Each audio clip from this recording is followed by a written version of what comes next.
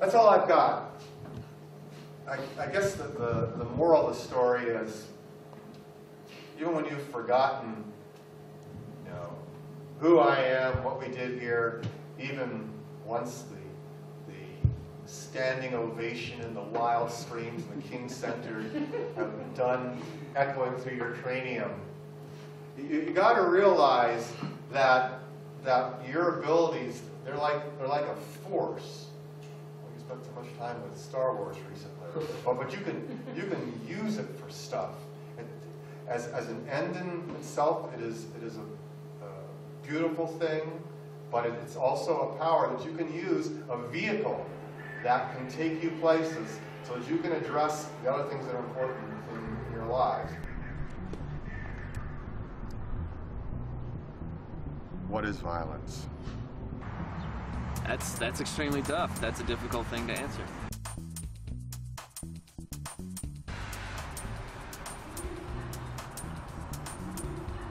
Violence, to me, is anything that hurts another person.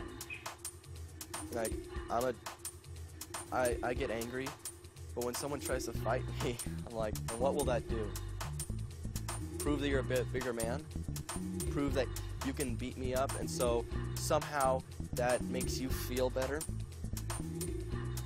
It doesn't have to be, you know, a fist to the face. I think more damaging are the non-physical forms of violence. But that's even not even like what violence could be, you know? Violence could also be a byproduct, something that you couldn't foresee happening, but that does happen.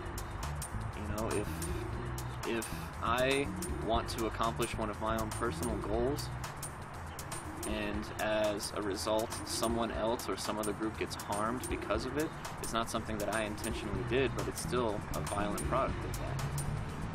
So I think the most heinous forms of violence are ones that people knowingly bring upon other people.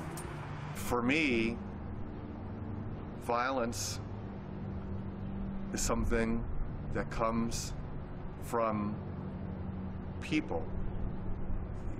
It's not something animals can do to each other because their parameters, their choices are different, but people cause violence. And on the surface, they cause violence by hurting other people, hurting other living things in addition to people. Like, you have bombings, and they all have their reasons, whether we agree with them or not. You have people that rob each other by gunpoint, people that are strangled to death. I only just see it as us giving up.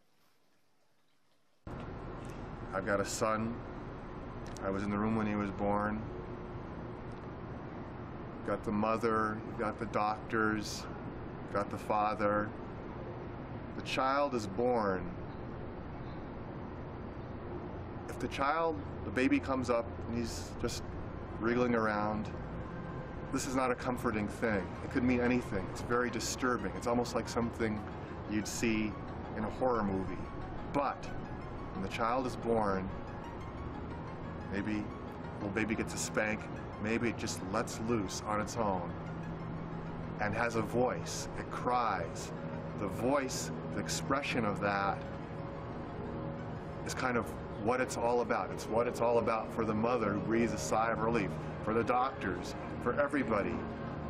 It means everything. If one person silences the voice or manipulates the voice of another person, of an animal,